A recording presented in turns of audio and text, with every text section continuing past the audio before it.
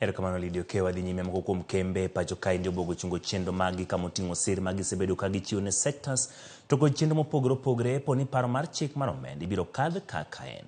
Kambi maloso soda kod pi Coca Cola obuogo chungo sir ma shillings bilion 23 magi sebedo ka gichiwo. Bende riwruok ma jobo mwandu mong'ere kaka Packaging Producer Responsibility wacho ni thoth kembe nyalo loro kendo dar kaluwore kod osuru mabiro keto chenro magi bedo mapek. Bende riwruok mar kembe mag lende mbui Tespok okwedo paro madwaro ni ng'adi osuru e lendo mag mbui. So when you look at the negative externalities, there's already a mechanism that is tested and works. So the eco levy, and I'm not over canvassing it, it then becomes a double charge on already what's happening. And I agree with you 100% that that would increase the cost of business and at one point make the industry products unaffordable.